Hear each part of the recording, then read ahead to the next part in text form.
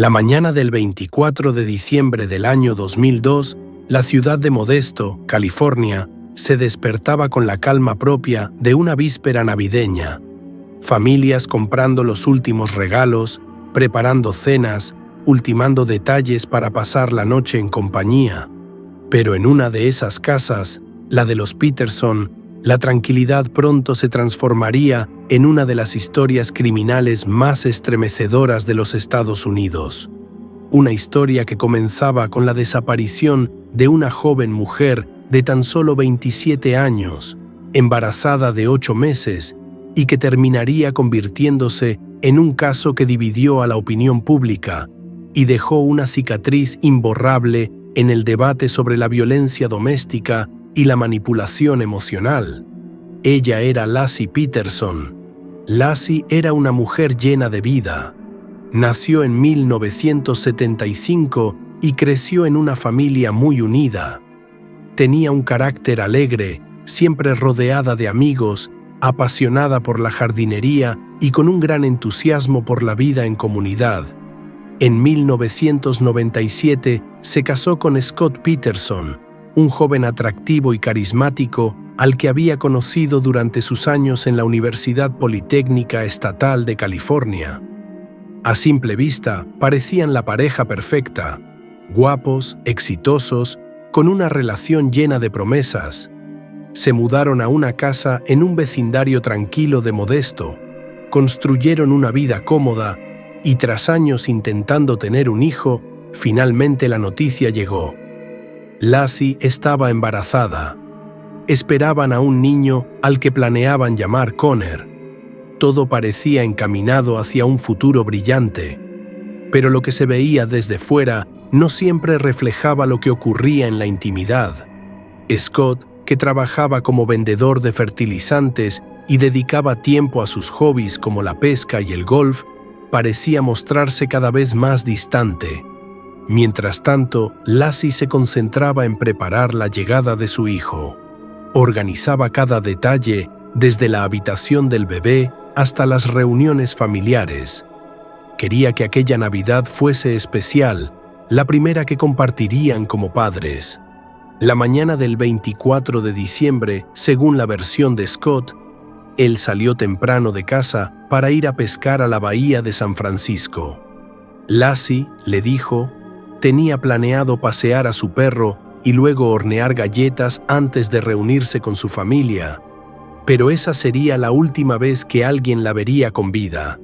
Alrededor del mediodía, un vecino encontró al perro de los Peterson deambulando solo por la calle, aún con la correa puesta. El coche de Laci estaba estacionado frente a la casa. Su bolso y pertenencias personales seguían dentro. Ella había desaparecido sin dejar rastro. La noticia de la desaparición se extendió rápidamente. Al principio, familiares y amigos confiaban en que se trataba de un accidente, que quizá Laci se había mareado y alguien la ayudaría a volver. Sin embargo, con el paso de las horas, la preocupación creció. Esa misma noche, decenas de voluntarios se organizaron para buscarla en parques, calles y alrededores. Los medios de comunicación comenzaron a cubrir el caso, y muy pronto toda la nación estaba pendiente de lo que sucedía en Modesto. La imagen de Laci, sonriente y embarazada, recorrió cada pantalla de televisión. Su madre, Sharon Rocha, apareció frente a las cámaras rogando por la seguridad de su hija y de su nieto por nacer. La comunidad se volcó en la búsqueda, pero mientras más días pasaban sin rastro, más sospechas surgían. Y como suele ocurrir en estos casos, la atención se centró en la persona más cercana, Scott Peterson. Al principio, Scott se mostró colaborador, dio entrevistas, acompañó a la familia de su esposa y aseguró que haría lo posible por encontrarla. Pero su actitud llamaba la atención. Frío, distante, incapaz de transmitir la desesperación que sí mostraba el resto de la familia. Mientras Sharon y los hermanos de Laci lloraban frente a los periodistas, Scott parecía resignado, como si ya supiera cuál sería el desenlace. Conforme avanzaba la investigación, los secretos comenzaron a salir a la luz, y el más devastador fue la revelación de que Scott mantenía una relación extramarital con una mujer llamada Amber Frey. Ella, al enterarse de la desaparición de Lacey por las noticias, quedó impactada. No sabía que el hombre con el que salía era un esposo casado, mucho menos que su esposa estaba embarazada y desaparecida. Amber, consciente de la gravedad, contactó a la policía y aceptó grabar sus conversaciones con Scott. En esas llamadas, Scott no solo mantenía la farsa de estar soltero, sino que incluso llegó a decirle a Amber que pasaría las fiestas en París, cuando en realidad asistía a vigilias por la desaparición de su esposa. Este giro en la historia destrozó por completo la imagen pública de Scott. Pasó de ser el esposo preocupado a convertirse en el principal sospechoso. La presión de los medios se intensificó y la opinión pública comenzó a condenarlo mucho antes de que se presentaran pruebas sólidas. En abril de 2003, casi 4 meses después de la desaparición, un hecho macabro estremeció al país. Los cuerpos de Lacey y su hijo fueron hallados en la bahía de San Francisco, a pocos kilómetros de donde Scott había dicho que había salido a pescar. Los restos estaban en avanzado estado de descomposición, pero las autoridades confirmaron la identidad. La esperanza se apagaba. La investigación se centró entonces en demostrar la responsabilidad de Scott. No había pruebas directas, ni huellas, ni ADN incriminatorio, ni testigos del crimen. Pero las evidencias circunstanciales pesaban: el barco secreto que había comprado poco antes, los anclajes caseros que fabricó, las búsquedas sobre mareas y corrientes en su computadora, y por supuesto, la relación con Amber, que mostraba un claro deseo de empezar una nueva vida sin esposa ni hijo. El juicio contra Scott Peterson comenzó en 2004 y se convirtió en un espectáculo mediático sin precedentes. Amber Frey testificó reproduciendo las llamadas telefónicas que evidenciaban las mentiras y manipulaciones de Scott. La fiscalía argumentó que su motivo había sido liberarse de las responsabilidades de la paternidad y mantener su vida sin ataduras. La defensa, por su parte, intentó sembrar dudas. Señalaron posibles avistamientos de Lacey tras su desaparición, teorías sobre secuestros y la falta de pruebas físicas directas. Pero el jurado no dudó.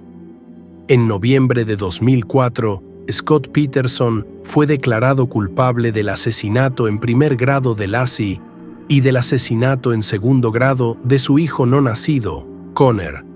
Fue condenado a la pena de muerte. Sin embargo, tras años de apelaciones, en 2020, la Corte Suprema de California revocó la sentencia capital por errores en la selección del jurado.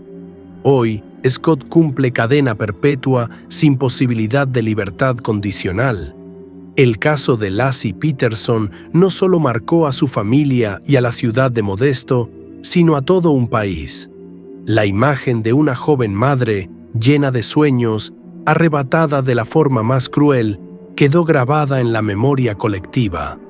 El proceso judicial expuso no solo la frialdad con la que un hombre pudo engañar a quienes lo rodeaban, sino también las dinámicas de control y manipulación que tantas veces anteceden a la violencia doméstica. Más de 2 décadas después, la historia de Lacey sigue generando debate. Algunos cuestionan si el juicio estuvo demasiado influenciado por los medios. Otros defienden que la verdad salió a la luz gracias a la valentía de personas como Amber Frey. Lo cierto es que Lacey y Connor ya no están, y su ausencia se convirtió en un símbolo de las vidas que se pierden en silencio, muchas veces a manos de quienes deberían brindar amor y protección. Y mientras Scott Peterson pasa sus días en prisión, la familia de Lacey continúa honrando su memoria, recordándola no por la tragedia, sino por la alegría que transmitía. por la madre que estaba destinada a ser y por el amor que compartió en vida. La historia de Laci Peterson nos obliga a reflexionar. Nos recuerda que detrás de las apariencias más perfectas pueden esconderse realidades oscuras, que la manipulación, el engaño y la violencia pueden acechar incluso en los hogares que parecen más felices, y sobre todo que nunca debemos cerrar los ojos ante las señales de alerta, porque la verdadera justicia para Laci no solo está en la condena de su asesino, sino en aprender de su historia para proteger a quienes hoy puedan estar en peligro.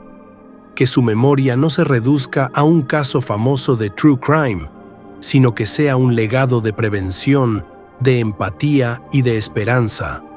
Descansen en paz Laci y Conner. Nunca serán olvidados.